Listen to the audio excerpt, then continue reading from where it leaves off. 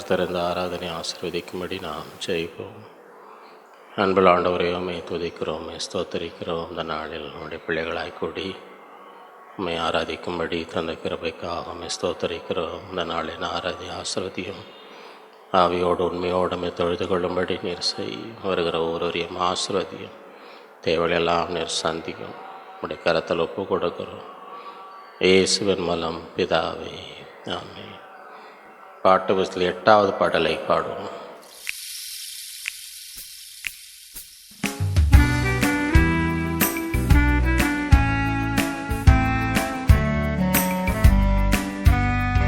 ஜீவனுள்ள தேவனே வாரும், ஜீவ பாதையிலே நடத்தும், ஜீவ தண்ணீர் ஊறும் ஊற்றிலே ஜீவன் பேர என்னை நடத்தும். தேவனே நீர் பெரியவர், தேவனே நீர் பரிசுத்தர், தேவனே நீர் நல்லவர், தேவனே நீர் வல்லவர்.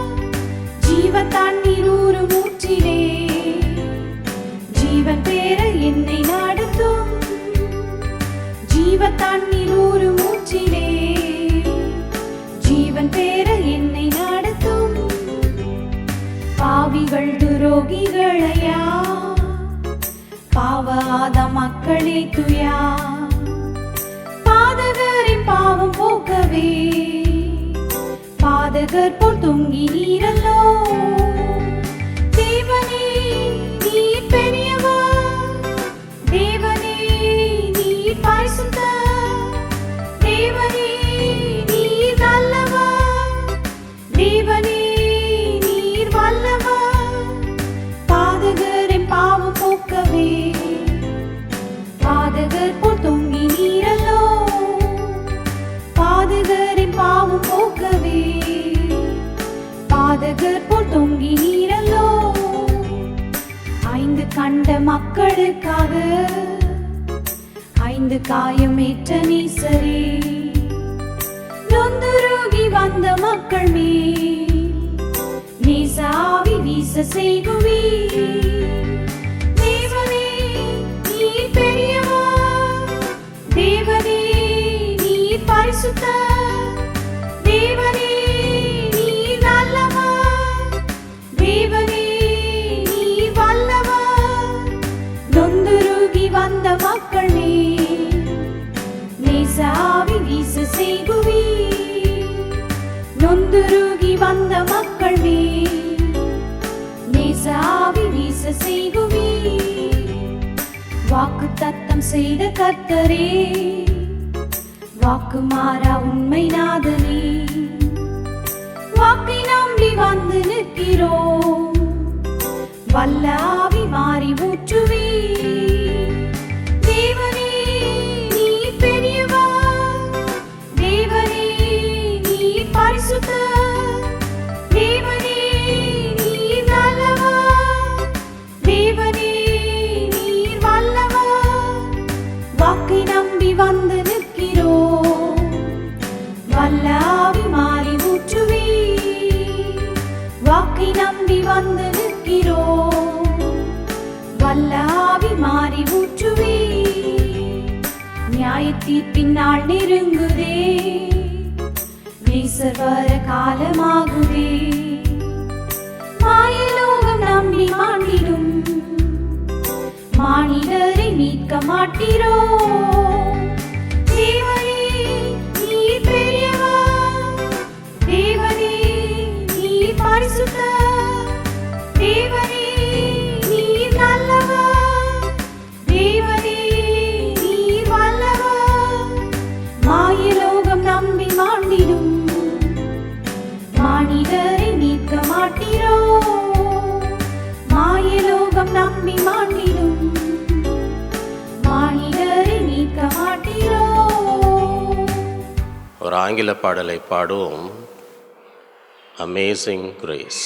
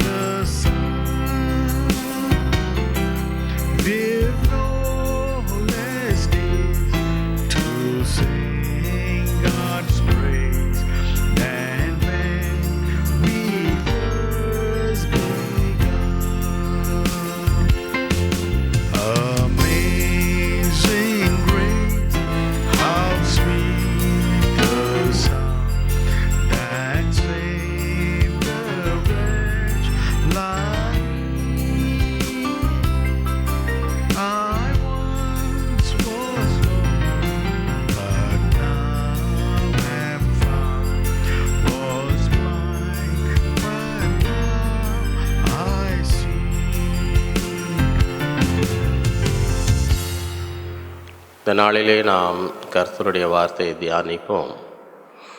இந்த நாளின் தேவ செய்தி 5 revelations from the call and commission of Isaiah. ஏசாயாவின் அழைப்பு ஊழியத்திலிருந்து 5 வெளிப்பாடுகள். அதற்குரிய வசனங்களை நாம் வாசிப்போம். ஏசாயா 6ஆம் அதிகாரம் முதல் 8 வசனங்கள். உசியா ராஜா மரணமடைந்த வருஷத்தில் ஆண்டவர் உயரமும் உன்னதமான சிங்காசனத்தின் மேல் வீற்றிருக்க கண்டேன். அவருடைய வஸ்திர தொங்கல் தேவாலயம் நிறைந்திருந்தது. சேராபின்கள் அவருக்கு மேலாக நின்றார்கள். அவர்களில் ஒவ்வொருவனுக்கும் அவ்வாறு செட்டைகள் இருந்தன. அவனவன் 2 செட்டைகளால் தன் முகத்தை மூடி, 2 செட்களாய் தன் கால்களை மூடி, 2 செட்டைகளால் பறந்து ஒருவரை ஒருவர் நோக்கி, சேனைகளின் கர்த்தர் பரிசுத்தர், பரிசுத்தர், பரிசுத்தர், பூமி அனைத்தும் அவருடைய மகிமையால் நிறைந்திருக்கிற இந்த கூப்பிட்டு சொன்னார்கள். கூப்பிடுவர்களின் சத்தத்தால் வாசல்கள் நிலைகள் அசைந்து ஆலயம் புகையினால் நிறைந்தது. அப்பொழுது நான், ஐயோ மதமானேன், நான் அசுத்த உதடுகள் உள்ள மனுஷன், அசுத்த உதடுகள் உள்ள ஜனங்களின் நடுவில் வாசமாயிருக்கிறவன். சேனைகளின் கர்த்தராகிய ராஜாவை என் கண்கள் கண்டதே என்றேன். அப்பொழுது சேராபீன்களில் ஒருவன் பலிபீடத்திலிருந்து தன் கையில் பிடித்த குறட்டால் ஒரு நெருப்பு தழலை எடுத்து என்னிடத்தில் பறந்து வந்து, அதனால் என் வாயை தொட்டு, இதோ இது உன் உதடுகளை தொட்டதினால் உன் அக்கிரமம் நீங்கி உன் பாவம் நிவர்த்தியானது. பின்பு யாரை நான் அனுப்புவேன்? யார் நமது காரியமாய் போவான் என்று உரைக்கிறது ஆண்டவருடைய சத்தத்தை கேட்டு, அதற்கு நான், இதோ அடியேன் இருக்கிறேன், என்னை அனுப்பும் என்றேன். 5 revelations from the call and commission of Isaiah. ஏசாயாவின் அழைப்பும் ஊழியத்திலிருந்து 5 வெளிப்பாடுகள். முதலாவது பேக்ரவுண்ட், அந்த பின்னணி என்ன, அந்த சூழ்நிலை என்ன. இரண்டாவது beholding, அவன் கண்டது என்ன. மூன்றாவது blemish, அவனுக்குள் காணப்பட்ட குறை என்ன. நான்காவது blotting, அவனுடைய குறை, அவனுடைய பாவம் அவனை விட்டு நீக்கப்பட்டது. ஐந்தாவது burden, அந்த பாவம் நீக்கப்பட்டவுடன் தேவன் அவனுக்கு கொடுத்த பாரம், உத்தரவாதம் என்ன. ஆகவே 5 revelations from the call and commission of Isaiah. ஏசாயாவின் அழைப்பும் ஊழியத்திலிருந்து 5 வெளிப்பாடுகள். முதலாவது பேக்ரவுண்ட், அதனுடைய பின்னணி என்ன. ஏசாயா 6:1, உசியா ராஜா மரணமடைந்த வருஷத்தில். அங்கே சூழ்நிலை எப்படி இருந்தது?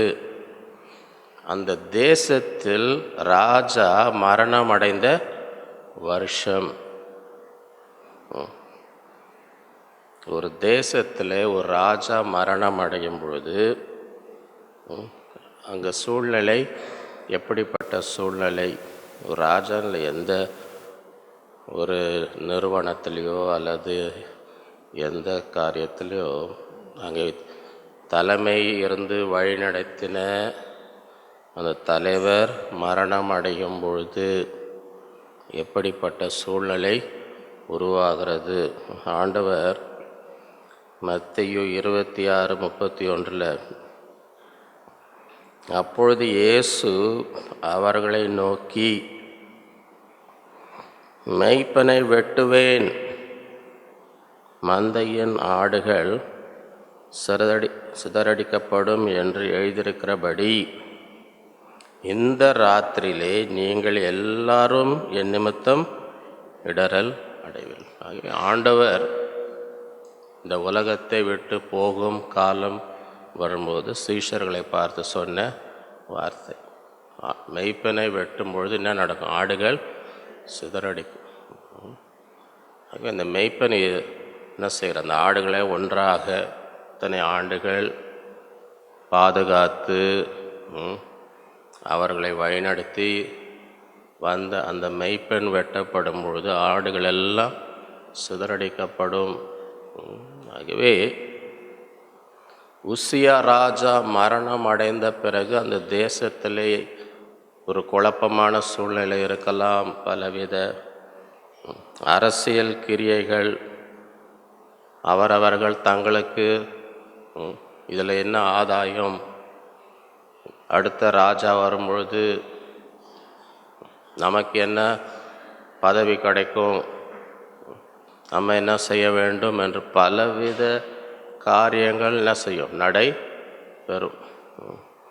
அப்போஸ்தலனாகிய பவுல் அப்போஸ்தலர் 20:25-31 இப்படிப்பட்ட காரியத்தை குறித்து அவர் எச்சரித்திருக்கிறார். இதோ நான் உங்களுக்குள்ளே சஞ்சரித்து தேவனுடைய ராஜ்யத்தை குறித்து பிரசங்கம் பண்ணினதை கேட்டவர்களாகிய நீங்கள் எல்லாரும் இனி என் முகத்தை பார்க்க மாட்டீர்கள் என்று அறிந்திருக்கிறேன். அப்படின்னா என்ன அர்த்தம்? பவுல் அவர்களுக்கு சொல்கிறார், இந்த உலகத்தில் என் காலம் இனி என் முகத்தை என்ன செய்ய போகிறதில்ல, பார்க்க போகிறது. காரணம், தேவன் என்னை அவருடைய ராஜ்யத்துக்கு என்ன செய்கிறார், எடுத்து. ஆகவே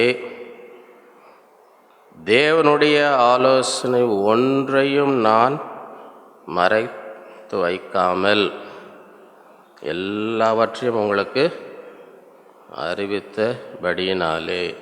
அப்படின்னா இத்தனை நாட்கள் ஆண்டுடைய ஆலோசனை எதையும் நான் என்ன செய்யலை, மறைத்து வைக்க, எல்லாவற்றையும் நான் உங்களுக்கு அறிவித்தபடினாலே எல்லாருடைய இரத்த பழிக்கும் நீங்கி நான் சுத்தமாக இருக்கிறேன் என்பதற்கு உங்களை இன்றைய தினம் சாட்சிகளாக வைக்கிறேன். ஆகவே நான் செய்ய வேண்டியதெல்லாம் சொல்ல வேண்டியதெல்லாம் சொல்லியாச்சு. யாருடைய இரத்த பழியும் என் மேலே இல்லை, உங்களையும் சாட்சியாக வைக்கிறேன். எதுக்கு இதெல்லாம் சொல்கிறார்? ஆகையால் உங்களை குறித்தும் தேவன் தம்முடைய சுய இரத்தத்தினால் சம்பாதித்து கொண்ட தமது சபையை மேய்ப்பதற்கும் பரிசுத்த ஆவி உங்களை கண்காணிகளாக வைத்த மந்தை முழுவதை குறித்து எச்சரிக்கையாய் இருங்கள். அப்படின்னா என்ன அர்த்தம்? ஆண்டவர் காசு கொடுத்து வாங்கலைங்க, ரத்தத்தினாலே ரத்தம் சிந்தி சுய இரத்தத்தினால் சம்பாதித்த சபை, அதை மேய்ப்பதற்கு பரிசுத்த ஆவி என்னவா வைத்திருக்கிறார்? கண்காணிகளாக வைக்கும் பொழுது என்ன செய்யணும்? அதை முழுவதை குறித்து எச்சரிக்கையாய் இருங்கள். ஏன் இந்த எச்சரிக்கையெல்லாம் கொடுக்குறார்? அடுத்த வசனம் என்ன சொல்லுது? நான் போன பின்பு மந்தையை தப்ப விடாத கொடிதான ஓநாய்க்கள் உங்களுக்குள்ளே வரும். பவுலுக்கு முன்னாடியே தெரியுது, சரியா? அவர் இருக்கிற வரைக்கும் இந்த ஓநாயெல்லாம் அப்படியே அடங்கின்னு இருக்குது. ஓனாயில் ஆட்டுத்தோலை போட்டுன்னு உட்காந்து இருக்குது. பவுல் பார்க்குறாரு, பவுல் இருக்கிறாருப்பா,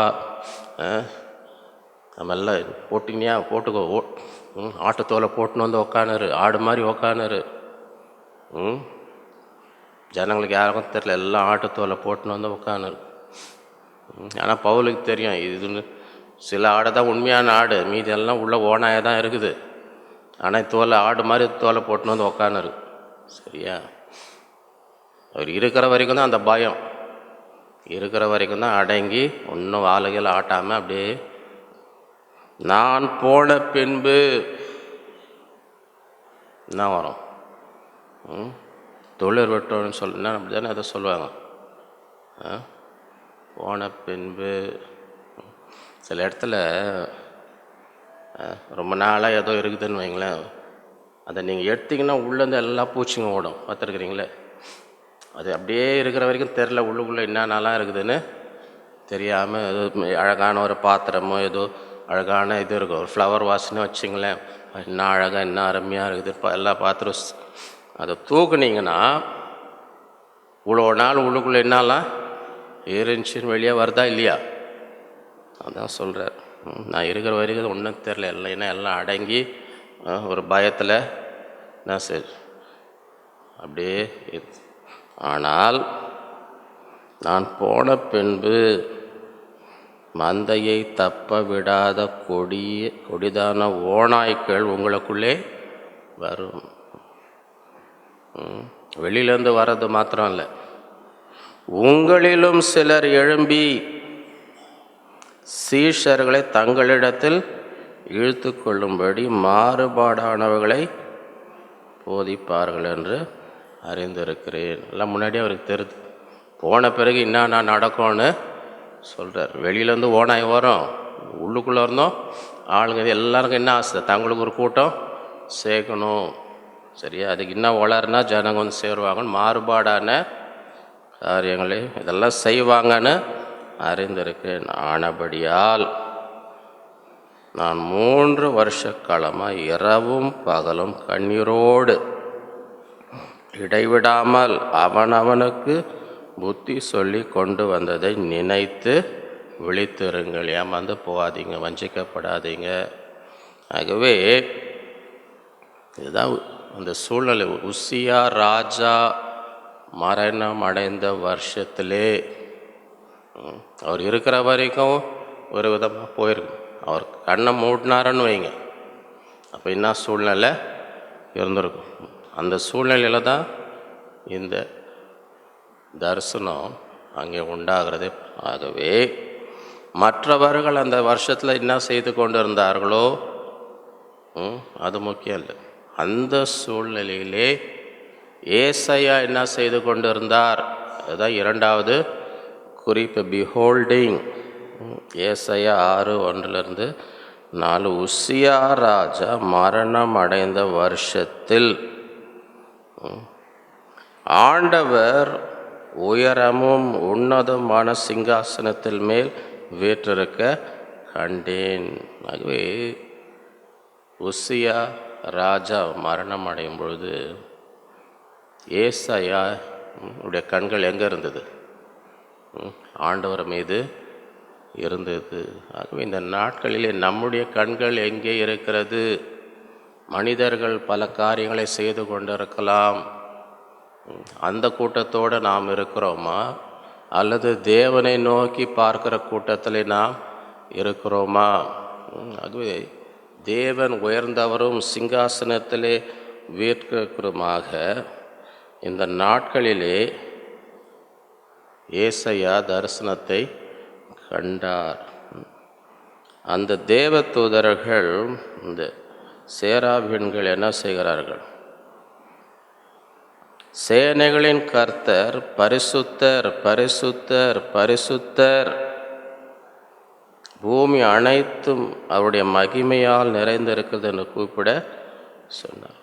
ஆகவே இந்த தரிசனம் தேவன் பரிசுத்தர்.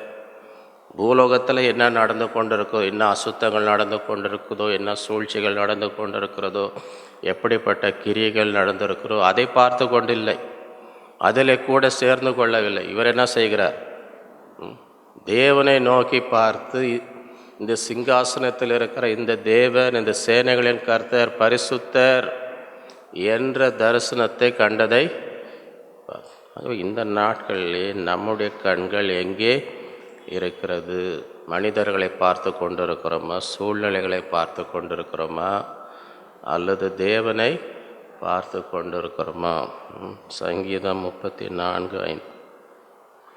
அவர்கள் அவரை நோக்கி பார்த்து பிரகாசம் அடைந்தார்கள், அவர்கள் முகங்கள் வெட்கப்படவில்லை. எத்தனை பேருக்கு உலகத்தில் தலை நிமிர்ந்து வாழணுன்ற ஆசை இருக்குது? எத்தனை பேருக்கு இந்த உலகத்தில் அவமானப்படாமல் வெட்கப்படாமல் வாழ வேண்டும்ன்ற ஆசை இருக்குது? அப்போ யாருக்கு அந்த ஆசை நிறைவேறும்? அந்த ஆசை நிறைவேறணும்னா என்ன செய்யணும்? நம்முடைய கண்கள் எங்கே இருக்கணும்? அவர்கள் அவரை நோக்கி பார்த்து பிரகாசம் அடைந்தார்கள், அவர்கள் முகங்கள் வெட்கப்படவில்லை. ஆகவே இந்த நாட்களில் உலகத்தில் எப்படிப்பட்ட காரியங்கள் நடந்தாலும், நம்ம சூழ்நிலைகள் எப்படி இருந்தாலும், மற்ற மனிதர்கள் என்ன செய்து கொண்டிருந்தாலும், அதிலெல்லாம் நம்ம என்ன செய்யக்கூடாது? அந்த கூட்டத்தோடு சேராமல், அந்த கிரியையிலெல்லாம் நம்ம சேராமல் ஆண்டவரை நோக்கி பார்த்தால் நம்முடைய முகங்கள் பிரகாசம். கர்த்தர் நம்மை வெட்கப்படாமல் இந்த உலகத்திலே வைப்பார். சங்கீதம் 121:1-2. எனக்கு ஒத்தாசை வரும் பர்வதங்களுக்கு நேராக என் கண்களை, வானத்தையும் பூமியையும் உண்டாக்கின கர்த்தரிடத்திலிருந்து எனக்கு ஒத்தாசை வரும். ஆகவே இங்கும் அங்கும் கண்டு ஏமாற்றம் அடையாதபடி நம்முடைய கண்கள் எங்கே இருக்கணும்? எங்கேருந்து நமக்கு ஒத்தாசை வரும்? வானத்தையும் பூமியும் உண்டாக்கின கர்த்தரிடத்திலிருந்து நமக்கு ஒத்தாசை வரும். எபிரேயர் 12:1. ஆகையால் மேகம் போன்ற இத்தனை திரளான சாட்சிகள் நம்மை சூழ்ந்து கொண்டிருக்க, பாரமான யாவற்றையும் நம்மை சுற்றி நெருங்கி நிற்கிற பாவத்தையும் தள்ளிவிட்டு, விசுவாசத்தை துவக்கிறவரும் முடிக்கிறவருமாயிருக்கிற இயேசுவை நோக்கி நமக்கு நியமித்திருக்கிற ஓட்டத்தில் பொறுமையோடு ஓடக்கடவும். ஆகவே நம்முடைய கண்கள் எங்கே இருக்கணும்? விசுவாசத்தை துவக்கிறவரும் முடிக்கிறவர். அப்படின்னா என்ன அர்த்தம்? நீங்கள் விசுவாசத்தை ஆரம்பிக்கும்பொழுது இயேசுவை பார்த்துட்டு பாதி வழியில் வேறு யாருன்னா பார்த்துன்னு இருந்தீங்கன்னு வைங்க, அவங்கள பார்த்து விசுவாசத்தை என்ன செய்யக்கூடாது? முடிக்க கூடாது. என்னங்க நான் இவர் இவ்வளோ நல்லவர் நினச்சிருந்தேன், பாப்பா அவரப்பா இவ்வளோ அக்கிரமம் பண்ணியிருக்காருங்க, வானாங்க விசுவாசமே எனக்கு வானாங்க, சபை வானாங்க, ஒன்றுமே வானாங்க. யாரையோ பார்த்து, அவங்கள பார்த்து, இவங்கள பார்த்து, மனுஷனை பார்த்து, மனுஷன் பண்ணுற அக்கிரமத்தை பார்த்து நம்ம விசுவாசத்தை என்ன செய்யக்கூடாது? இழந்து போக கூடாது. ஆகவே நம்முடைய கண்கள் எப்பொழுதும், உசியா ராஜா மரணம் அடையும் பொழுது ஏசாயோட கண்கள் எங்கே இருக்குது? கர்த்தர் மீது. அதுதான் தேவை. இன்றைக்கும் நீங்கள் உலகத்தில் என்ன நடந்தாலும் சரி, விசுவாசத்தை இயேசு விசுவாசத்தை ஆரம்பிச்சிங்க, வேறு எதாவது பார்த்து மனுஷனை பார்த்து ஆரம்பிச்சிங்களே. உங்கள் விசுவாசத்தை இயேசுவை பார்த்து, இயேசுவின் மீது விசுவாசத்தை வைத்து உங்கள் ஓட்டத்தை ஆரம்பித்தா, அது முடிக்கும் போது யாரை பார்த்தா முடிக்கணும்? வேறு யாரையும் பார்த்து என்ன செய்யக்கூடாது? மனுஷன் இடறவா. ஒருத்தர் இந்த விவசாயம் இதை பிடிச்சின்னு இழுத்துன்னு போவாங்க பாருங்கள் வயலில். புதுசாக ஒரு ஆளை வச்சாரா வேலை, அந்த இதை தள்ளின்னு போகிறதுக்கு. அப்போ அதை பார்த்துட்டு நேராக தள்ளின்னு போன்னு சொல்லிட்டு இவர் போயிட்டார் போல். நேராக தள்ளின்னு போன்னு அங்கே எதையோ ஒன்று காட்டிட்டு இவர் நேர் லைனில் இருக்கோன்னு சாயங்காலம் பார்த்தா இப்படி போதான், இப்படி போதான், இப்படி போதான், அப்படி போதான். என்னப்பா அது என்ன ஒன்று இப்படி? நீங்கள் தானே அதை பார்த்து சரியாக கவனிக்கல. அது நான் பார்த்தா ஒரு மாடம் அந்த மாடு இப்படி போச்சுன்னா இவர் இப்படி போனாராம். அப்புறம் அந்த மாடு இப்படி போச்சுன்னா இப்படி போய் சாயங்காலம் வந்து பார்த்தது என்னது இது இப்படி இப்படி இப்படின்னா யாரை பார்த்து போயிருக்கிறாரு? சரியா? மாடை விட்டுருங்க. நீங்கள் மனுஷனை பார்த்து போனால் உங்கள் பாதையும் அப்படி தான் போகும். ஏன்னா மனுஷன் திடீர்னு இப்படி போவான், திடீர்னு தேவன் பொய் சொல்ல மனிதனால மனம் மாற மனுப்புத்திர அப்படின்னா மனுஷனுக்கு மனம் மாறுமா மாறாதா? பொய் சொல்லுவாங்களா இல்லையா? நீங்கள் மனுஷனை பார்த்து ஓடினீங்கன்னா அவங்க இப்படி இருப்பீங்க அப்படி இருப்பீங்க. அவன் ஒரு நாள் ஒன்று சொல்லுவான், இன்னொரு நாள் இன்னொன்று சொல்லுவான், திடீர்னு மனசு மாறும். அதை பார்த்து ஓட்டத்தை என்ன செய்யக்கூடாது? மனுஷனே பார்க்காதீங்க. மனுஷன் மூலமாக எதாவது ஆசீர்வாதம் கிடச்சது அதை வரைக்கும் வாங்கிக்கணும். ஏன்னா கண் எங்கே இருக்கணும்? அதான் வசனம் சொல்லுது, விசுவாசத்தை துவக்கிறவரும் முடிக்கிறோம் இயேசுவை நோக்கி நமக்கு நியமித்திருக்கிற ஓட்டத்தில் பொறுமையோடு ஓடக்கடுவோம். ஆகவே இந்த நாட்களிலே இப்போ உசியா ராஜா மரணம் அடைந்த வருஷத்தின்னு சொல்லும் பொழுது ஒருவேளை அந்த ராஜா மூலமாக நன்மை பெற்றவங்க இவ்வளோ பேர் இருந்திருப்பாங்க. ராஜாவை பார்த்து ராஜா கிட்ட இது கிடைக்கும் இவ்வளோ நாள் வாங்கின்னு வந்திருப்பாங்க. சரியா? இவ்வளோ நாள் இவர் தான் நமக்கெல்லாம் பண்ணின்னு இருந்தார், அவர் திடீர்னு போயிட்டாருன்னு வைங்க. இப்போ என்ன பண்ண போகிறோம்? என்னப்பா இவர் தானப்பா எல்லாம் நமக்கு செஞ்சுன்னு இருந்தார், இப்போ யார் நமக்கு செய்வான்னு மனுஷனை நோக்கி பார்த்தா மனுஷன் திடீர்னு போனால் அதுக்கப்புறம் என்ன பண்ண முடியும்? ஆகவே உசியா ராஜா மரணம் அடைந்த வருஷத்தில் என்ன அர்த்தம்? இது வரைக்கும் நமக்கு ஒரு ஆதரவாக உதவி செய்து இருந்தவங்க ஒரு வேளை இனி அவங்களால செய்ய முடியலன்னு வைங்க. ஒரு வேளை அவங்க மறித்திருக்கலாம், அல்லது அவங்க சூழ்நிலை மாறி இருக்கலாம், ஏதோ நடந்திருக்கலாம். மனித உதவி இழந்து போகிற நேரத்திலே ஏசாயோட கண்கள் எங்கே இருந்துச்சு? எனக்கு ஒத்தாசை வரும், வானத்தையும் பூமியும் உண்டாக்கின கர்த்தரிடத்தில் எனக்கு ஒத்தாசை வரும். இந்த நாட்களிலே எப்படிப்பட்ட சூழ்நிலையாக இருந்தாலும் நம்முடைய கண்கள் தேவன் மீது இருக்க வேண்டும். மூன்றாவது பிளெமிஷ், தேவனை பார்க்கும் பொழுது என்ன நடந்தது? ஏசாயா 6:5 அப்பொழுது நான் ஐயோ அதமானேன், நான் அசுத்த உதடுகள் உள்ள மனுஷன், அசுத்த உதடுகள் உள்ள ஜனங்களின் நடுவில் வாசமாக இருக்கிறேன், சேனைகளின் கர்த்தராகிய ராஜாவை என் கண்கள் கண்டதேன். தேவனுடைய பரிசுத்தர் பரிசுத்தர் பரிசுத்தர் அதை அந்த வெளிப்பாடை பெறும்போது தனக்குள்ளே என்ன உணர்வு வருது? நான் சுத்தமானவன், நான் அதமானேன். எப்படி பார்த்து என்னால் எப்படி இருக்க முடியும்? சூரியன் இருக்குது, அது என்ன லட்சக்கணக்கான மைல் தூரத்தில் எங்கேயோ இருக்குது. சரியா? அங்கேருந்து இங்கே வரைக்கும் நமக்கு வெயில் அடிக்குதா இல்லையா? அப்புறம் அங்கேருந்து இவ்வளோ தூரத்தில் வெயில் அடித்தா கிட்ட போனால் எப்படி இருக்கும்னு நினைங்க. ஒருத்தன் சொன்னானோ, என்ன அது எல்லாம் இன்னும் பெரிய மூன் லேண்டிங்கு சந்திரனை பார்த்தேன், இதெல்லாம் என்ன அது? நான் முதல் ஆளாக சூரியனுக்கு போக போகிறேன். நானும் இவர் எங்கே போக போகிறாரா? சார் கிட்ட கூட போக முடியாது, எரிஞ்சு சாம்பலாவ. சூரியன் கிட்ட கூட யாரும் இல்லை, நான் நைட்டில் போவேன். நான் இவர் எப்போ போவாரா? நைட்டில் சூரியன் ஆஃப் பண்ணிடுறாரு நினச்சின்னு இருந்தார் போல். நைட்டில் போக போகிறாரா சூரியனுக்கு? ஆகவே தேவன் உண்டாக்கின சூரியன் அந்த பிரகாசம் அந்த கிட்ட போகணுன்னா தேவனையே பார்க்கும்போது, அந்த பரிசுத்தத்தை பார்க்கும்போது இவர் என்ன, நான் அதமானேன், என் கண்கள் இந்த பரிசுத்த தேவனை கண்டதே, நான் அசுத்தமானவன்.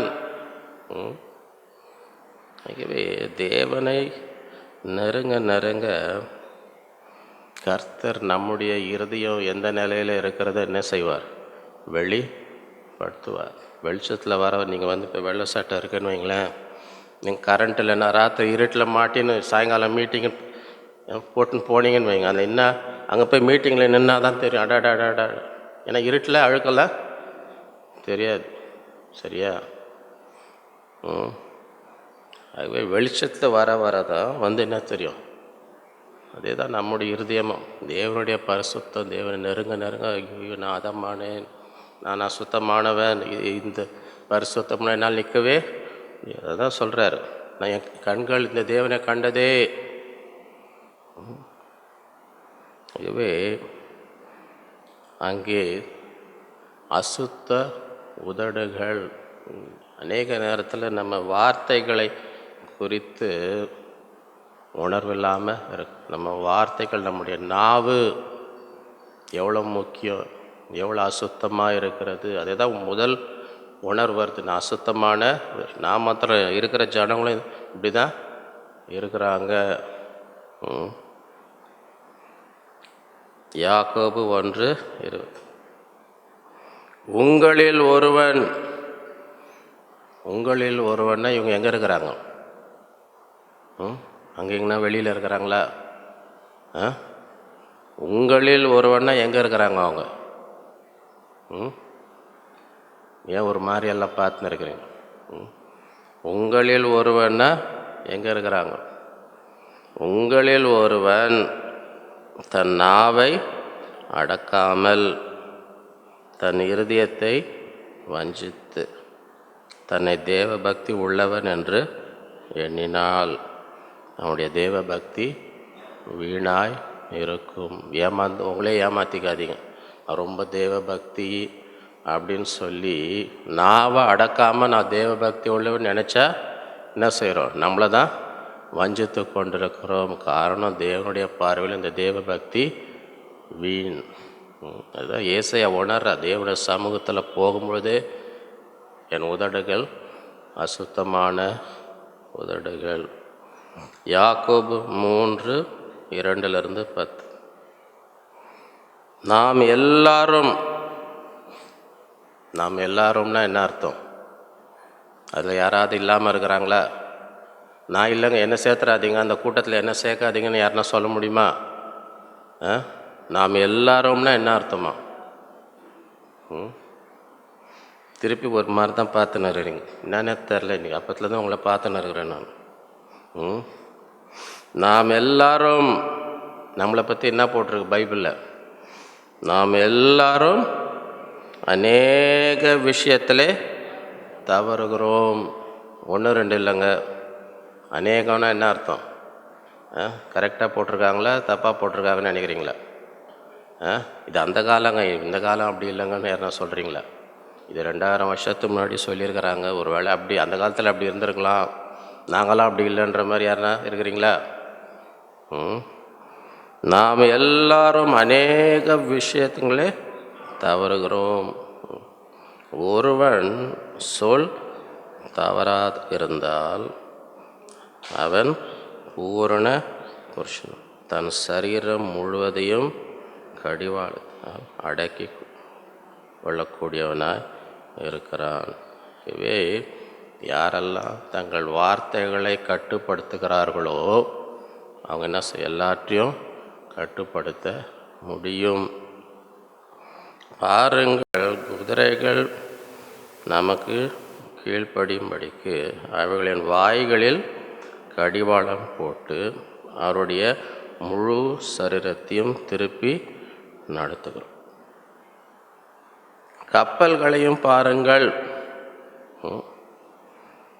அவைகள் மகா பெரியவர்களாயிருந்தாலும் கடும் காற்றுகளால் அடிபட்டாலும், சரியா நல்லா பார்த்துங்க, பெரிய கப்பல் கடலில் போகுது, பெரிய கப்பல், அங்கே பயங்கர கடும் காற்று அடிக்குது, சும்மா அமைதியாக போகல, பயங்கர காற்று, கடும் காற்று அடிக்கிறது, இந்த பெரிய கப்பல் போகுது, சரியா?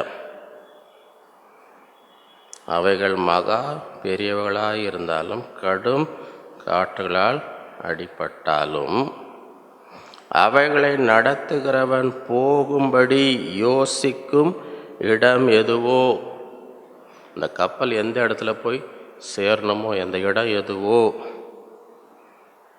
அவ்விடத்திற்கு நேராக மிகவும் சிறிய சுக்கானாலே திருப்ப. எவ்வளோ பெரிய கப்பலாக இருந்தாலும் இன்னும் பயங்கர காற்று அடித்தாலும் அந்த கப்பல் எங்கே போய் சேரணுமோ அது எங்கே கொண்டு போகுது? மிக சிறிய சுக்கம், சின்ன ஸ்டேரிங். சரியா? அதை சொல்லிட்டு அடுத்த வார்த்தை என்ன? அப்படியே நாவானதும். அப்படின்னா என்ன அர்த்தம்? நான் என்ன நான் என்னவா இருக்கு? நம்ம வாழ்க்கையில் நாவுக்கு காரன்னு வச்சுங்களேன். உங்கள் உடம்பு காருன்னா நான் என்னது? ஸ்டேரிங். இதுதான் உங்களை கொண்டு போய் சேர்க்கும். நான் உருப்பட மாட்டேன்னா எங்கே போய் சேருவீங்க? உருப்பட மாட்டீங்க. சொல்கிறது புரியுதா உங்களுக்கு? ஏன்னா இதுதான் ஸ்டேரிங். என்ன உங்கள் நாவில் வருதோ அதான் ஸ்டேரிங்கை அங்கே கொண்டு போய் உங்களை சேர்க்கும். அப்படியே நாவானதும் சிறிய அவமாய் இருந்தும் பெருமையானவர்களை பேசும். பாருங்கள், சிறிய நெருப்பு எவ்வளோ பெரிய காட்டை கொளுத்தி விடுகிறது. சின்ன நெருப்பு என்ன பண்ணான்? நாவும் நெருப்பு தான். இது எத்தனை பேர் இந்த வெளிப்பாடு பெற்றிருக்கிறீங்க? பெரிய சண்டையை உண்டாகும். இந்த சின்ன அது வரைக்கும் எல்லாம் சமாதானமாக சந்தோஷமாக வீடு குடும்பமாக இருந்தாலும் வேலை ஸ்தலம் எங்கே இருந்தாலும் இந்த சின்ன நெருப்பு இருக்குது பாருங்க, அவ்வளோ பெரிய காட்டை என்ன பண்ணி விட்றோம்? பண்ணா இல்லையா? தலை நல்லா ஆட்டுறீங்கன்னு வைங்க. நாவும் நெருப்பு தான், அது அநீதி நிறைந்த உலகம். நம்முடைய அவயங்களில் நாவானது முழு சரீரத்தையும் என்ன பண்ணான்? கரைப்படுத்தி ஆயுள் சக்கரத்தை கொழுத்து விடுகிறதாயும் நரக அக்கினினால் கொழுத்தப்படுகிறதாயும் இருக்கிறது. சகல விதமான மிருகங்கள், பறவைகள், ஊரும் பிராணிகள், நீர்வாழும் ஜந்துக்கள் ஆகிய இவைகளின் சுவாபம் மனுஷனால் அடக்கப்பட்டதும் உண்டு. மனுஷன் எல்லாத்தையும் அடக்க முடியும். நாவை அடக்க ஒரு மனுஷனாலும் கூடாது. இங்கே யாருன்னா அடக்கின மனுஷன் இருக்கிறீங்களா? நாவை அடக்க ஒரு மனுஷனாலும் என்ன செய்ய முடியாது. அது அடங்காத பொல்லாங்குள்ளதும் சாவுக்கு ஏதுவான விஷம் நிறைந்த விஷம் எங்கேயும் இல்லை, வாய்க்குள்ளேயே இருக்குது. உங்களை அழிக்கக்கூடிய விஷம் எங்கேயுமே அவசியம் இல்லை. எந்த விஷமும் அவசியம் இல்லை. எங்கே இருக்குது அந்த விஷம்? இங்கேயே இருக்கு. இந்த விஷத்தை வச்சு என்ன பண்ணுறோமா? அதனாலே ஞாயிற்றுக்கிழமை காலையிலே என்ன செய்கிறோம்? நம் பிதாவாகிய தேவனை துதிக்கிறோம். ஹல்லேலூயா, ஆண்டவரே உம்மை தொழுது கொள்ளுகிறோம், நீர் நல்லவர், நீர் வல்லவர். ஞாயிற்றுக்கிழமை ஆராதனை முடிந்த உடனே என்ன செய்கிறோம்? தேவனுடைய சாயலின்படி உண்டாக்கப்பட்ட மனுஷரை அதனாலே நீ நல்லா இருப்பியா? ஆண்டவரே நீர் நல்லவர், ஆமேன், நீ நல்லா இருப்பியா? நடக்குதா இல்லையா? அது இன்றைக்கி இல்லை, 2000 வருஷம் முன்னாடி எல்லாம் எழுதியிருக்கு பைபிளில். சரியா? நான் அதை புதுசாக சொல்கிறேன்னு நினைக்காதீங்க, எல்லாம் பைபிளில் இருக்குது. துதித்தலும் சபித்தலும் ஒரே வாயிலிருந்து புறப்படுகிறது என் சகோதரர், இப்படி இருக்க ஆகாது. இப்படி இருக்கக்கூடாது, இது சரி கிடையாது. நீதிமொழிகள் 18:20-20 அவனவன் வாயின் பலினால் அவனவன் வயிறு நரம், அவனவன் உதடுகளின் விளைவினால் அவனவன் திருப்தியாவான். மரணமும் ஜீவனும் நாவின் அதிகாரத்தில், அதில் பிரியப்படுகிறவர்கள் அதன் கனியை. ஆகவே உங்கள் வாழ்க்கையில் ஆசீர்வாதம் வரணும். ஆசை இருந்தால் வாயிலேருந்து வர வார்த்தைலாம் என்ன வார்த்தையாக இருக்கணும்? ஆசீர்வாதமான சந்தோஷமாக இருக்கணும்னா வாயில் வர வார்த்தைலாம் என்ன வார்த்தையாக இருக்கணும்? சந்தோஷமாக இருக்கணும். வாழ்க்கை இனிமையாக இருக்கணுமா? வாயிலேருந்து வர வார்த்தைலாம் என்ன வார்த்தையாக இருக்கணும்? இனிமையாக. கசப்பான வந்தால் வாழ்க்கை கசப்பாகும். ஏன்னா இதில் தான் இருக்குது. எத்தனை பேருக்கு வாழ்க்கை அப்படியே கசப்பாக இருக்கணும்னு ஆசை இருக்குது. அந்த ஆசை இருந்தால் என்ன பண்ணும்? வாயை தெரிஞ்சு அப்படியே எரிஞ்சு விழுந்தீங்கன்னு வைங்க, முழு குடும்பம் வாழ்க்கை எல்லாமே கசப்பாக இருக்கும். இல்லைங்க, என் வாழ்க்கை அப்படி இனிமையாக இருக்கும்னு ஆசைப்பட்டால் என்ன செய்யணும்? இப்போ ஒரு குழந்தைய கையில் கொடுத்தா எப்படி பேசுவீங்க? குழந்தைகிட்ட இனிமையாக யாருக்குன்னா பேச தெரியுமா? அதுவும் தெரியாதா? குழந்தைகிட்ட கொடுத்தா எப்படி பேசணும்? ஒரு குழந்தைகிட்ட இனிமையாக பேசணும். சரியா? அதுபோல் எல்லாருக்குள்ளேயும் ஏதோ குழந்தைக்கு தான் அந்த ஆசை இருக்குதுன்னு நினைக்காதீங்க. 100 வயசு பாட்டி அம்மா கிட்டேயும் போய் இனிமையாக பேசுவாங்க, அப்படியே முகம்லாம் நான் அம்மா 100 வயசு இன்னும் அடுத்த நாள் உள்ளே போகிற நிலமையில் இருப்பாங்க. ஆனாலும் அவங்களும் யாருன்னா அவங்கள பார்த்து இனிமையாக பேசுனாங்கன்னு வைங்க, சந்தோஷம் வருமா வராதா? அந்த குழந்தைன்னு இல்லை, குழந்தைங்க இப்போ எல்லாருக்கும் நீங்கள் உலகத்தில் மனுஷியோ யாராக இருந்தாலும் நீங்கள் இனிமையாக பேசுனீங்கன்னா எல்லார் உள்ளத்துலேயும் என்ன வரும்? சந்தோஷம் வரும். சரியா? ஆகவே நம்ம அதை விருப்பப்படுகிறவர்கள் என்ன போட்டிருக்கு? அதில் பிரியப்படுகிறவர்கள் அதன் கனியை புசிப்பார்கள். கனினா என்ன அர்த்தம்? நீங்கள் என்ன விதைக்கிறீங்களோ அதுதானே கனி வரும். நீங்கள் ஆப்பிள் விதைச்சா ஆரஞ்சு வருமா? ஆப்பிள் விதைச்சா என்ன வரும்? ஆப்பிள் தான், அதுதான் கனி. நீங்கள் என்ன உங்களுக்கு கனி வரணும்? அதை விருப்பப்படுகிறோம் அதன் கனியை. உங்களுக்கு என்ன கனி வரணுமோ அந்த விதையை என்ன செய்யுங்க? விதைங்க. நீதிமொழிகள் 26:20-28. இந்த வசனம் வாசித்திருக்கிறீங்களா? முன்னாடி என்ன போட்டிருக்கு? விறகில்லாமல் நெருப்பு அவியும், கோள் சொல்லுகிறவன் இல்லாமல் சண்டை அடங்கும். இது பாருங்க, அந்த காலத்திலே கண்டுபிடிச்சிருக்கிறாங்க. இது நடக்குதா இல்லையா? சண்டை அடங்கணுன்னா யாரை முதல்ல அங்கேருந்து வெளியே அனுப்பணும்? இங்கே இருக்கிறது அங்கே சொன்ன என்னை பற்றி என்ன சொன்னாங்க தெரியுமா? அது வரைக்கும் எல்லாம் ஒற்றுமையாக இருந்திருப்பாங்க. ஜாக்கிரதையாக அன்றைக்கி நான் அவங்க பார்த்தா என்ன பேசணும் அப்போ என்ன வந்துடும் அவங்களுக்குள்ள. இந்த மாதிரி கோல் சொல்கிறவங்கள முதல்ல தூக்கி வெளியே போட்டிங்கன்னா சண்டை என்ன செய்யும்? ஆடும். நீங்கள் யாரும் அப்படி கோல் சொல்கிறவங்கள இருக்க மாட்டீங்கன்னு நினைக்கிறேன். விசுவாசத்தில் சொல்கிறேன், எனக்கு தெரில, விசுவாசத்தில் சொல்கிறேன் நான். கரிகள் தழலுக்கு விறகு நெருப்புக்கும் ஏதுவானது போல வாது பிரியன் சண்டைகளை மூட்டுறதுக்கு ஏதுவானவன். இவர் யார்? இவர் வாது பிரியன்னா என்ன அர்த்தம்? இவருக்கு எது ரொம்ப இஷ்டம்? சண்டை மூட்டி விடுறது தான் இவருக்கு ரொம்ப இஷ்டம். சரியா? சமாதானமாக இருந்தால் அவருக்கு நைட் தூக்கம் வராது. எங்கன்னா போய் என்ன மூட்டி விட்டு வரணும். இந்த வாது பிரியன் வந்து என்ன எதுக்கு ஏதுவாக இருக்கிறான்னா சண்டைகளை மூட்டுகிறதுக்கு. கோள்காரனுடைய வார்த்தைகள் விளையாட்டு போல் இருக்கும், ஆனால் அவைகள் உள்ளத்திற்குள் தைக்கும். சரியா? விளையாட்டாக சில பேர் பேசி என்ன விளையாட்டு வினையாச்சுன்னு சொல்லுவாங்க, கேள்விப்பட்டிருக்கீங்களா? விளையாட்டு என்னாச்சு? நேச அனலை காண்பிக்க உதடுகளோடு கூடிய தீய நெஞ்சம் வெள்ளிப்பூச்சி பூசிய ஓட்டை போல் இருக்கும். அப்படின்னா என்ன அர்த்தம்? சில பேர் நெஞ்சம் வந்து தீய நெஞ்சம். சரியா? உள்ளுக்குள்ளே அவ்வளோ கசப்பு, வெறுப்பு, பயங்கரமான. ஆனால் வெளியில் பேசுகிற வார்த்தை எப்படி இருக்குமா? நேச அனலை. அந்த மாதிரி ஆளுங்களை பார்த்து ஏமாந்துருக்கிறீங்களா? அவங்க வந்து சும்மா வார்த்தை தான் வந்து ரொம்ப அன்பாக இருக்கும். பேசுகிறதெல்லாம் அப்படியே தேன் ஒழுகிற மாதிரி இருக்கும். ஆனால் இறுதியும் அப்படி தீய நெஞ்சம். ஜாக்கிரதையாக இருக்கணும். வெறும் வார்த்தையை பார்த்தியாம இறுதியம் எப்படிப்பட்டது? பகைஞன் தன் உள்ளத்தில் கபடத்தை மறைத்து தன் உடலினால் சூது பேசுகிறது. இருதயத்தில் எல்லாம் கபடெல்லாம் மறைச்சிட்டு வெளியில் பேசுகிறதே சூதானம்.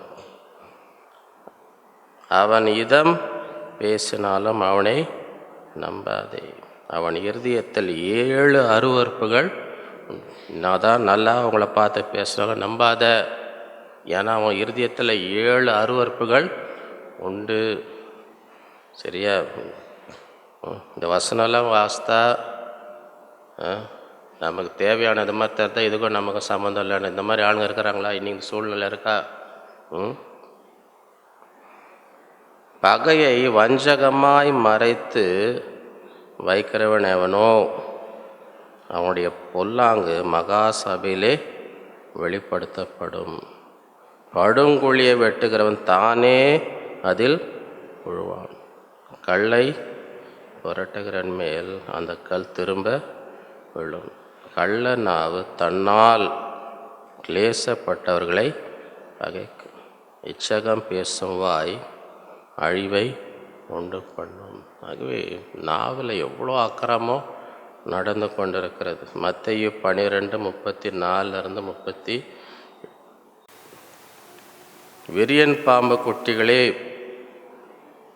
நீங்கள் பொல்லாதவர்களாக இருக்க நலமானவைகள் எப்படி பேசு? இருதயத்தின் நிறைவினால் வாய் பேசும்.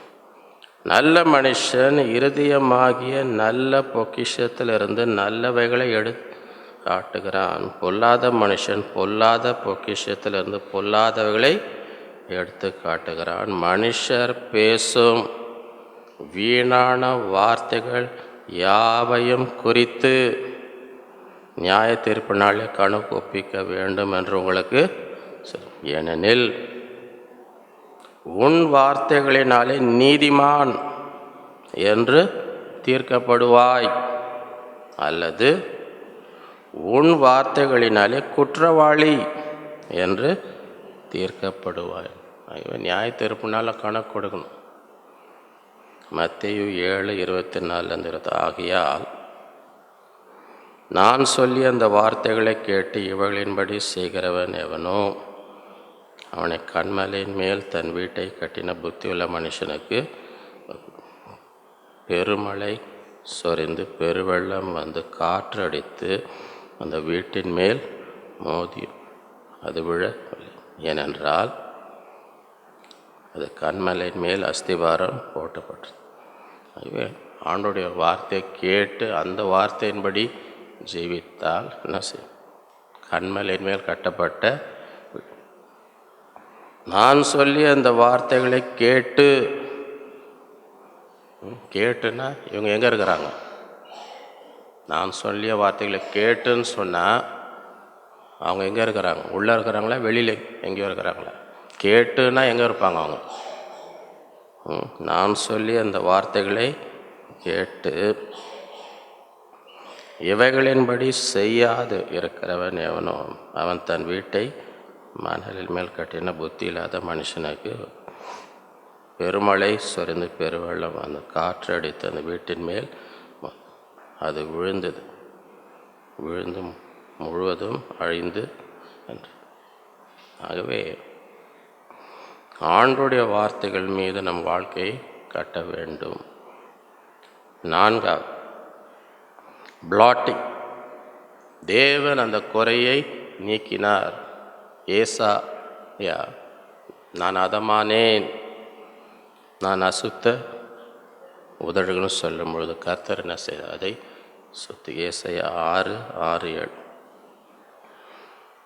அப்பொழுது சேராபீன்கள் ஒருவன் பலிபீடத்திலிருந்து தன் கையிலே பிடித்த குரட்டால் ஒரு நெருப்பு தழலை எடுத்து என்னிடத்தில் பறந்து வந்து அதனாலே என் வாயை தொட்டு, இதோ இது உன் உதடுகளை தொட்டதினால் உன் அக்கிரமம் நீங்கி உன் பாவம் நிவர்த்தியானது. ஆகவே தேவன் நம் குறைகளை வெளிப்படுத்துவது மாத்திரமல்ல, அதிலிருந்து நம்மை சுத்திகரிக்கிற தேவன். ஏசாயா 1:18-10. வழக்காடுவோம் வாருங்கள் என்று கர்த்தர் சொல்கிறார். உங்கள் பாவங்கள் செய்வதென்று இருந்தாலும் உறைந்த மழையைப் போல வெண்மையாகும். அவர்கள் இரத்தாம்பர சிவப்பானாலும் பஞ்சை போல் ஆகும். நீங்கள் மனம் பொருந்தி செவி கொடுத்தால் தேசத்து நன்மைகளை ருசிப்பீர்கள். 1 யோவான் 1:7-10. அவர் ஒளியில் இருக்கிறது போல நாமும் ஒளியிலே நடந்தால் ஒருவரோடொரு ஐக்கியப்பட்டு இருப்போம். அவருடைய குமாரனாகி இயேசு கிறிஸ்துவின் இரத்தம் சகல பாவங்களை நீக்கி நம்மை சுத்தி.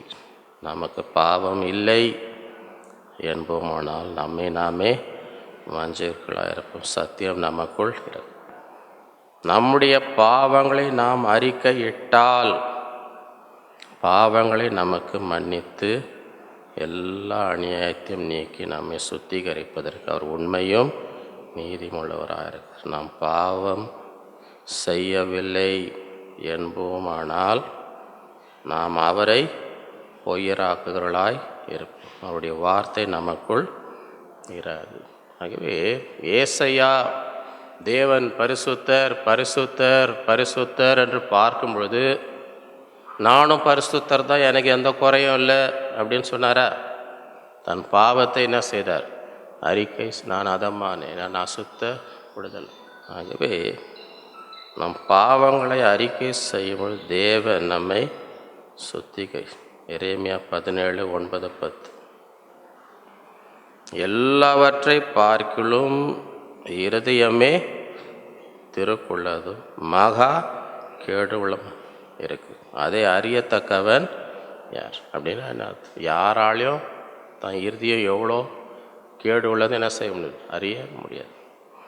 கர்த்தராகிய நானே ஒவ்வொருவனுக்கும் அவனவன் வழிக்கு செய்கைகளின் பலன் அளிக்கத்தக்கதாக கொடுக்கும்படிக்கு இருதயத்தை ஆராய்கிறவரும் உள்ளந்திரியங்களை சோதிக்கிறவருமாய் இருக்கிறேன்.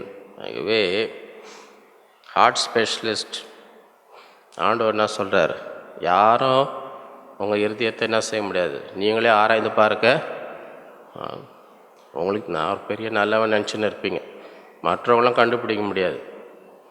ஒரே ஒருத்தர் தான் உங்கள் இருதயத்தை என்ன நிலைமை இருக்குது அறிந்து கொள்ள முடியும். அதை அறியத்தக்கவன் யார் அப்படின்னா எந்த மனுஷனாலும் அது எவ்வளோ மோசமாக இருக்குன்னு என்ன செய்ய முடியாது, அறிய முடியாது. சங்கீதம் 139:23-20. தேவனே என்னை ஆராய்ந்து என் இருதயத்தை அறிந்து என்னை சோதித்து என் சிந்தனைகளை வேதனை உண்டாக்கும் வழி என்னிடத்தில் உண்டோ என்று பார்த்து நித்திய வழியிலே என்னை நடத்து. ஆகவே இந்த நாட்களிலே தேவன் நம்மை சுத்திகரிக்கிற தேவன். 5வது பேர்டன்.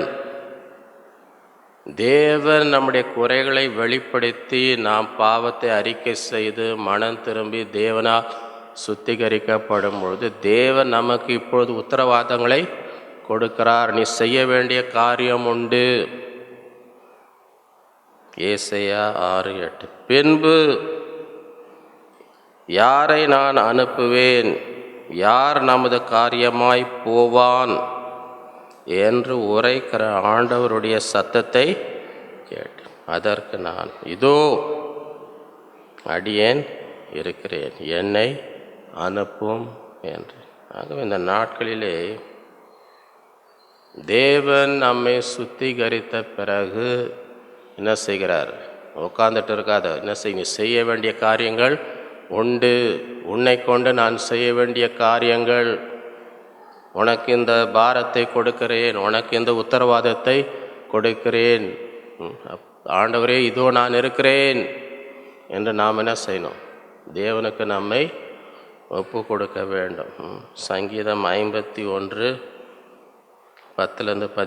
தேவனே சுத்த இருதயத்தை என்னிலே நிலவரமான ஆவியே என் உள்ளத்தில் உம்முடைய சமூகத்தை விட்டு என்னை தள்ளாமலும் உமது பரிசுத்த ஆவி என்னிடத்திலிருந்து எடுத்துக்கொள்ளாமலும் உமது இரட்சணத்தின் சந்தோஷத்தை திரும்பவும் எனக்கு தந்து உற்சாகமான ஆவி என்னை தாங்கும்படி செய்யும். இதெல்லாம் செஞ்ச பிறகு அடுத்தது என்ன சொல்கிறார்? அப்பொழுது பாதகருக்கு உமது வழிகளை உபதேசிப்பேன், பாவிகள் உம்மிடத்தில் மனம் திரும்புவார்கள். ஆகவே தேவன் நம்மை சுத்திகரித்த பின்பு நம்மை கொண்டு மற்றவர்களை தொடும்படி, மற்றவர்களை அவரிடத்திலே கொண்டு வரும்படி நம்மை பயன்படுத்துகிறார். லூக்கா 22:31-34. பின்னும் கர்த்தர், சீமோனே சீமோனே, இதோ கோதுமையை சுளகினால் உடைக்கிறது போல சாத்தான் உங்களை உடைப்பதற்கு உத்தரவு கேட்டு, நானும் உன் விசுவாசம் ஒழிந்து போகாதபடிக்கு உனக்காக வேண்டி நீ குணப்பட்ட பின்பு என்ன செய்யணும்? உன் சகோதரரை அதற்கு அவன், ஆண்டவரே, காவலிலும் சாவிலும் உம்மை பின்பற்ற ஆயத்தமா? அவர் அவனை நோக்கி, பேதுருவே, இன்றைக்கு சேவல் கூறுவதற்கு முன்னே நீ என்னை அறிந்திருக்கிறது 3 தரம் மறுதலிப்பாய் என்று உனக்கு. அப்படின்னா என்ன அர்த்தம்? பேதுருக்கு தெரில என்ன சோதனை அங்கே காத்துன்னு இருக்குது. ஆண்டவர் பிசாசு ஒன்று சோதிக்க போகிறான். ஆண்டவரை, உமக்காக நான் மறிக்கவும் ஆயத்தமாக இருக்கேன், உமக்காக காவலுக்கு சொல்கிறோம். இல்லைப்பா, நீ எதுக்குமே ஆயத்தம் கிடையாது, நீ மறிக்கவும் ஆயத்தம் கிடையாது, காவலுக்கு போகிறதுக்கும் ஆயத்தம். நீ எதுக்கு ஆயத்தமாக இருக்கிறன்னா, இன்றைக்கி 3 தடவை இவர் யாருன்னே தெரியாதுன்னு மறுதளிக்கிறதுக்கு, அதுக்கு தான் பண்ணி ஆயத்தமாக இருக்கிற. ஆகையால் உனக்காக நான் என்ன செஞ்சுருக்கிறேன்? ஏற்கனவே உனக்காக நான் பிசாசு உன்னை சோதிக்க போகிறேன். ஆகவே உனக்காக நான் வேண்டுதல் செய்திருக்கிறேன். எதுக்காக? உன் விசுவாசம் ஒழிந்து போ. இந்த சோதனையினால் நீ விசுவாசம் இழந்து போகக்கூடாது. உனக்காக நான் வேண்டிக் கொண்டிருக்கிறேன், உனக்காக நான் ஜெபம் பண்ணியிருக்கிறேன். ஆகையால் நீ குணப்பட்ட பின்பு என்ன செய்? உன் சகோதரரை சிறப்படுத்து, மற்றவர்களை பலப்படுத்து. நான் எப்படி உன்னை பலப்படுத்தணும், நீ என்ன செய்? மற்றவர்களை பலப்படுத்து. ஆகவே தேவன் நம்மை சுத்திகரித்து ஆயத்தப்படுத்தும் பொழுது நம்ம என்ன செய்யணும்? மற்றவர்களுக்கு ஆசீர்வாதமாக இருக்கணும். 2 தீமோத்தேயு 2:20-21. ஒரு பெரிய வீட்டிலே பொன்னும் வெள்ளியுமான பாத்திரங்கள் அல்லாமல் மரமும் மண்ணுமான பாத்திரங்கள், அவைகளில் சில கனத்திற்கும் சில கனவீனத்திற்கும் ஆனவைகள். ஆகையால் ஒருவன் இவைகளை விட்டு தன்னை சுத்திகரித்து கொண்டால் என்ன நடக்கும்? ஒருவன் இதை விட்டு சுத்திகரித்து கொண்டால் அவன் பரிசுத்தமாக்கப்பட்டதும் எஜமானுக்கு உபயோகமானதும் எந்த நற்கிரியைக்கும் ஆயத்தமாக்கப்பட்டதுமான கனத்துக்குரிய பாத்திரமாய் இருப்பான். ஆகவே தேவன் நம்மை சுத்திகரித்து அவர் கையில் என்ன செய்கிற கனத்துக்குரிய பாத்திரமாக. அப்போஸ்தலர் 1:4-8. சரியா? இது ஆண்டவர் உயிர் தெழுந்த பிறகு அவர் பரலோகத்துக்கு எடுத்துக்கொள்ளப்படுவதற்கு முன்பதாக பேசுகிறார். யாரை பார்த்து பேசுகிறார்? அங்கே யார் இருக்கா? 3 முறை இவர் யாருன்னே தெரியாதுன்னு மறுதலித்த பேதுரு அங்கே இருக்கிறார். எல்லாரும் கெத்செமனே எல்லாம் விட்டு ஓடினாங்க பாருங்கள். அவங்க 12 பேர் அங்கே இருக்கிறாங்க. ஆகவே அன்றியும் அவர் அவர்களுடனே கூடி வந்து இருக்கும் பொழுது அவர்களை நோக்கி நான் சொல்கிறார், யோவான் ஜலத்தினாலே ஞானஸ்தானம் கொடுத்தான், நீங்கள் சில நாளுக்குள்ளே பரிசுத்த ஆவினாலே ஞானஸ்தானம் பெறுகிறீர்கள். ஆகையால் என்ன சொல்கிறார்? நீங்கள் எருசலேமை விட்டு போகாமல், ஏன் போகாதீங்கன்றார்? நீ எங்கேயும் போகிறதுக்கு ஆயத்தமே இல்லை, எல்லாம் பார்த்தாச்சு, எல்லாம் கைவிட்டு ஓடுறதுக்கு தான் உங்களால் ஆயத்தமாக இருக்கிறீங்க. எங்கேயும் போகிறதுக்கு ஆயத்தமே, எங்கும் போகாதீங்கள். ஆகையால் நீங்கள் எருசலேமை விட்டு போகாமல் என்னிடத்தில் கேள்விப்பட்ட பிதாவின் வாக்குத்தத்தம் நிறைவேற காத்திருங்கள் என்று கற்று. அப்பொழுது கோடி வந்திருக்கிறவர்களை நோக்கி, ஆண்டவரே, இக்காலத்தில் ராஜ்யத்தை இஸ்ரவேலுக்கு திரும்ப கொடுப்பீர். அதற்கு அவர், பிதாவானவர் தம்முடைய ஆதீனத்திலே வைத்திருக்கிற காலங்களையும் வேளைகளையும் அறிகிறது உங்களுக்கு அடுத்தது அல்ல. தேவையில்லாததெல்லாம் கேட்டுன்னு இருக்காதீங்க. இங்கிலீஷில் சொல்லுவாங்க, ஒன்லி காட் நோஸ். கேள்விப்பட்டிருக்கீங்களா? ஒன்லி காட் நோஸ்னால் என்ன அர்த்தம்? ஆண்டவருக்கு தான் தெரியும். ஆகிய அநேக காரியங்கள் ஆண்டவருக்கு தான் தெரியும். அதெல்லாம் நமக்கு பிதாவின் ஆதீனத்தில் அவர் வைத்திருக்கிற காலங்களும் வேலைகளும் அறிகிறது உங்களுக்கு அடுத்தது இதெல்லாம் சொல்ல மாட்டார். இதெல்லாம் இதுக்கு சொல்லணும்னு காத்துன்னு இருக்காதீங்க. சரியா? செய்ய வேண்டியது என்ன? பரிசுத்த ஆவி உங்களிடத்தில் வரும்போது நீங்கள் பலன், அதுக்கப்புறம் பலன் அடையணும். அதுக்கப்புறம் என்ன செய்ய? எருசலேமிலும் யூதேயா முழுதிலும் பூமியின் கடைசி பரியந்தம் எனக்கு சாட்சிகளாக இருப்பேன். ஆகவே இந்த நாட்களிலே அதுதான் நாம் மத்தேயு 28:18 இருந்தது. அப்பொழுது இயேசு சமீபத்தில் வந்து அவர்களை நோக்கி, வானத்திலும் பூமியிலும் சகல அதிகாரம் எனக்கு கொடுக்கப்பட்டு, ஆகையால் நீங்கள் என்ன செய்யணும்? புறப்பட்டு போய் சகல ஜாதிகளையும் சீஷராக்கி பிதா குமாரன் பரிசுத்தாவின் நாமத்தில் ஞானஸ்தானம் கொடு. நான் உங்களுக்கு கட்டளிட்ட யாவையும் அவர்கள் கை கொள்ளும்படி அவர்களுக்கு உபதேசம். இதோ உலகத்தின் முடிய பரிந்தும் சகா நாட்களும் நான் உங்களுடனே கூட இருக்கிறேன் என்றார். மார்க் 16:15 பின்பு அவர் அவர்களை நோக்கி, நீங்கள் உலகமெங்கும் போய் சர்வ சிருஷ்டிக்கும் சுவிசேஷத்தை பிரசங்க. விசுவாசம் உள்ளவனாகி ஞானஸ்தானம் பெற்றவன் ரட்சிக்கப்படுவான். விசுவாசியாதவனோ ஆக்கினைக்குள்ளாக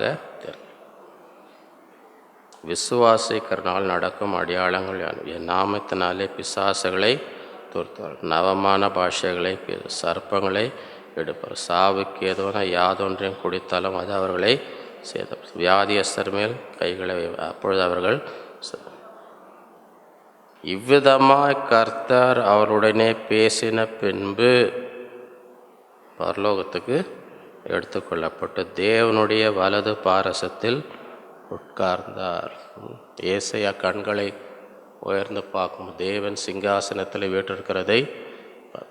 ஆகவே இன்றைக்கு நம்முடைய கண்களும் இந்த உலகத்தை பார்த்து கொண்டிராமல் தேவனுடைய வலது பாரசத்திலே ஆண்டவர் உட்கார்ந்து கொண்டிருக்கிறார். விசுவாசத்தை துவக்கிறவரும் முடிக்கிறோம் அவரையே நோக்க வேண்டும். அவர்கள் என்ன செய்தார்கள்? புறப்பட்டு எங்கும் பிரசங்கம் பண்ணினார்கள்.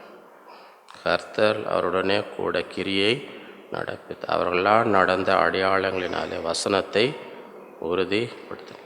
ஆகவே இந்த நாட்களிலே அதை நாம் உணர்ந்து கொள்ள வேண்டும். 5 revelations from the call and commission of Isaiah. ஏசாயாவின் அழைப்பிலும் ஊழியத்திலிருந்து 5 வெளிப்பாடுகள். முதலாவது பேக்ரவுண்ட், அப்போ இருந்த பின்னணி என்ன? ஒரு ராஜா மரித்திருக்கிறார், எத்தனையோ சூழ்ச்சிகள் நடந்து கொண்டிருக்கலாம், அரசியல் காரியங்கள் நடந்து கொண்டிருக்கலாம், அல்லது நாம் நம்பியிருந்தோமே இனிமேல் யார் நமக்கு உதவி செய்வார்கள் என்று அநேகர் ஏமாற்றம் அடைந்து நம்பிக்கையற்ற துக்கத்திலே இப்படிப்பட்ட சூழ்நிலையின் மத்தியிலே இரண்டாவது பிஹோல்டிங், ஏசையா தேவனை தரிசித்த அவருடைய கண்கள். ஆக இன்றைக்கும் உலகத்தில் எப்படிப்பட்ட சூழ்நிலை, யார் மரித்தாலும் சூழ்நிலை எப்படி இருந்தாலும் நம்முடைய கண்கள் எங்கே இருக்கணும்? அவரை நோக்கி பார்த்த முகங்கள் பிரகாசம் வெட்கப்பட்டு போகும். வானத்தையும் பூமியும் உண்டாக்கின கர்த்தரிடத்தில் எனக்கு ஒத்தாசை வரும்.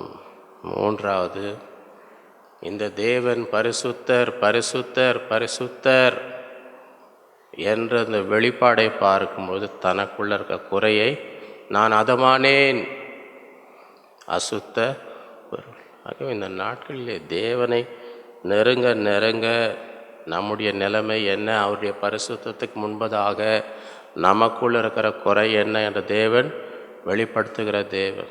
தேவன் நம்மை, ஆண்டவரே என்னை ஆராய்ந்து பாரும், வேதனை உண்டாக்கும் வழி உண்டா. ஏன்னா மனுஷன் இந்த இருதயத்தை அறியத்தக்கவன் யாரும் கண்டுபிடிக்க முடியாது. உள்ளந்தீரியங்களை தேவன் நான் இருதயங்களும் உள்ளந்தீரியங்களையும் ஆராய்ந்து பாருங்க. ஆகவே தேவன் வெளிப்படுத்துவது மாத்திரமல்ல, நான்காவது பிளாட்டிங், ஏசையா உடைய குறையை தேவன் நீக்கினார். நீ உன் பாவம் உன்னை விட்டு நீக்கப்பட்டது. தேவன் நம்மை சுத்திகரிக்கிற தேவன். நம் பாவங்களே அறிக்கை செய்யும் பொழுது, மனம் திரும்பும் பொழுது கர்த்தர் என்ன செய்கிறார்? அதெல்லாம் சுத்திகரித்து எல்லா அநியாயத்தையும் இன்னைக்கு அவர் உண்மையும் நீதி உள்ளவர். 5வது பேர்டன், தேவன் நம்மை சுத்திகரித்த பிறகு அடுத்து ஒரு பாரத்தை ஒரு உத்தரவாக இதை போய் செய். ஆண்டவரே இதோ அடியேன் இருக்கு, யாரை அனுப்புவேன், நான் இருக்கிறேன், என்னை அனுப்பும். இந்த நாட்களிலே தேவனுடைய கரத்தில் நம்ம என்ன செய்யணும்? ஒப்பு கொடுக்கணும். ஆண்டவரே பேதுருவை நீ குணப்பட்ட பிறகு என்ன செய், உன் சகோதரனை தாவீது அதான் சொல், என்னை சுத்தமான இருதயத்தை தாரும், அப்பொழுது என்ன செய்வேன், பாவிகள் உம்மிடத்திலே வருவார்கள். ஆண்டவர் சீஷர்களுக்கு சொன்ன தேவனுடைய பரிசுத்தாவியின் பலனை பெற்று பூமியின் கடைசி பரிந்து என்ன செய்யுங்கள், எனக்கு சாட்சிகளாய் இருக்கும். இந்த நாட்களிலே அந்த சத்தத்தை நாம் கேட்க வேண்டும். ஆண்டவரே இந்த உலகத்திலே நாங்கள் உமக்காக வாழ வேண்டும். பிழைத்திருக்கிறவர்கள் இனி தங்களுக்கென்று அவங்களுக்காக மரித்து எழுந்த அவருக்கு என்ன செய்யணும், பிழைத்திருக்க வேண்டும். இந்த நாளிலே ஒவ்வொருவரும் ஆண்டவரே என்னுடைய உத்தரவாதம் என்ன, நான் செய்ய வேண்டிய இந்த உலகத்திலே என்னுடைய பொறுப்பு என்ன என்று அந்த வெளிப்பாட்டை தேவனிடத்தில் கேட்டு பெற்று அதை நிறைவேற்ற அப்படிப்பட்டவர்களாக இருக்க கர்த்தர் நமக்கு உதவி செய்வாராக. நாம் ஜெபிப்போம்.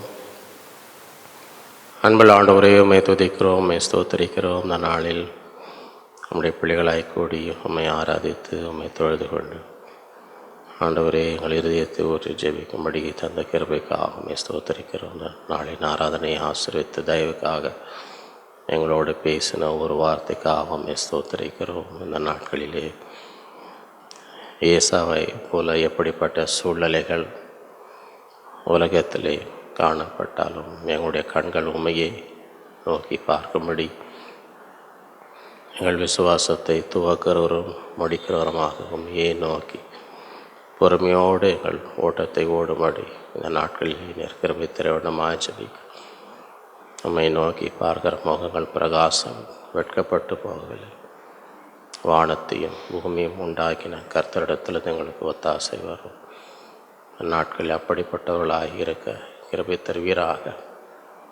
இந்த நாட்களிலே ஆண்டவரே ஏசையா உம்முடைய பரிசுத்தத்தை காணும் பொழுது தனக்குள்ள குறையை உணர்ந்தது போல ஆண்டவரே நாங்களும் இந்த நாட்களிலே உம்மை நோக்கி பார்த்து எவ்வளோ பரிசுத்தர் பரிசுத்தர் பரிசுத்தர் என்ற தெய்வ தூதர்கள் உம்மை தொழுது பார்க்கும் பொழுது இந்த நாட்களிலே எங்கள் இறுதிய உண்மையான நிலையை அறிந்து கொள்ளும்படி இந்த நாட்களில் கிருபை திரைவண்ணமாய் ஜெபிக்க எங்களை ஆராய்ந்து பார்த்து உள்ளந்திரியங்களை ஆராய்ந்து பார்க்கிற தேவன் வேதனை உண்டாக்கும் வழி உண்டோ என்று கண்டு நித்திய வழியிலே வழிநடத்துவீராக. நீர் எங்களை சுத்திகரிக்கிற தேவன் ஏசையாவை சுத்திகரித்தது போல இந்த நாளிலும் எங்களையும் உடைய இரத்தத்தினாலே நீர் சுத்திகரிப்பீராக. விசேஷமாக நாங்கள் பேசும் வார்த்தைகளை குறித்து இந்த நாட்களில் ஆண்டவரை ஒரு உணர்வுள்ளவர்களாக நாங்கள் ஒவ்வொருவரும் காணப்படும்படி நீர் கிருபை தருவீராக. நியாய தீர்ப்பின் நாளிலே ஒவ்வொரு வீணான வார்த்தைக்கும் கணக்கு கொடுக்க வேண்டும் என்ற உணர்வோடு ஆண்டவரே உடைய இருந்து வருகிற வார்த்தைகள் ஆசீர்வாதமான வார்த்தைகளாக இருக்கும் இந்த நாட்களில் கிருபை தருகிறார். நாவை அடக்காவிட்டால் உடைய தேவபக்தி வீண் என்பதை உணர்ந்து எங்கள் நாவை அடக்கி ஆண்டவரே இந்த உலகத்திலே நாங்கள் காணப்படும்படி கிருபை தர வேண்டுமாச்சு. இந்த நாட்களிலே சுத்திகரி யாரை அனுப்புவேன் என்ற சத்தத்தை கேட்கும்படி இதோ அடியேன் இருக்கிற என்னை அனுப்பும் என்று ஒப்பு கொடுத்தது போல இந்த நாட்களிலும் நாங்களும் ஆண்டவரே எங்களை அனுப்பும் இதோ அடியேன் இருக்கிறேன் என்று சொல்லத்தக்கதான ஒரு இருதயத்தை எங்களுக்கு கட்டளிடுகிறார். பேதுருவை பார்த்து நீ குணப்பட்ட பின்பு உன் சகோதரரை ஸ்திரப்படுத்து, தாவீது சுத்த இருதயத்தை தாரும், அப்பொழுது பாவிகள் உம்மிடத்தில் வருவார்கள். இந்த நாட்களே ஆண்டவர் எங்கள் ஒவ்வொருவரையும் நீர் சுத்திகரித்து ஒரு கணத்துக்குரிய பாத்திரமாக, எஜமானுக்கு பிரயோஜனமுள்ள பாத்திரமாக காணப்படும்படி இந்த நாட்களில் எங்களுக்கு கிருபை தருவீராக. உலகமெங்கும் போயிருக்கு சாட்சிகளாயிருங்கள். உன்னதத்தின் பலனை பெற்றுக்கொள்ளுங்கள். இந்த நாளிலே ஆண்டவரே உம்முடைய ஆவினாலே ஒவ்வொருவரையும் பலப்படுத்தி உமக்கென்று எழுப்பி பிரகாசிக்கும்படி கிருபை தருவீராக. உடைய கரத்தில் ஒப்பு கொடுக்கும். இந்த நாளில் வந்து ஒவ்வொருவரையும் ஆசீர்வதி. உடைய குடும்பங்களை ஆசீர்வதி, பிள்ளைகளை ஆசீர்வதி, நல்ல சுகமெல்லாம் தாருங்க. கையின் பிரயாசங்களை ஆசீர்வதியும். எல்லா தீமைக்கும் பொல்லாப்புக்கும் விலக்கி காத்து எதிர்பார்க்கிற எல்லா ஆசீர்வாதங்களும் இந்த நாட்களை பெற்றுக்கொள்ளும்படி செய்கிறார்கள். இந்த கரத்தில் ஒப்பு கொடுக்கும். எல்லா துதிக்கான நமக்கே செலுத்துகிறோம். இயேசுவின் மூலம் பிதாவே. நம்முடைய கர்த்தராகிய இயேசு கிறிஸ்துவின் கிருபையும் பிதாவாகிய தேவனுடைய பரிசுத்த ஆவியான அந்யோன்ய ஐக்கியம் நம் அனைவரோடும் என்றும் என்றும் சதா காலம் இருப்பதாக. என் ஆத்மாவே கர்த்தரை ஸ்தோத்திரி, என் முழுவதுமே அவருடைய பரிசுத்த நாமத்தை ஸ்தோத்திரி. என் ஆத்மாவே கர்த்தரை ஸ்தோத்திரி, அவர் செய்த சகல உபகாரங்களையும் மறவாதே. ஹல்லேலூயா. கர்த்தர் உங்கள் ஒவ்வொருவரையும் அளவில்லாமல் ஆசீர்வதிப்பாராக.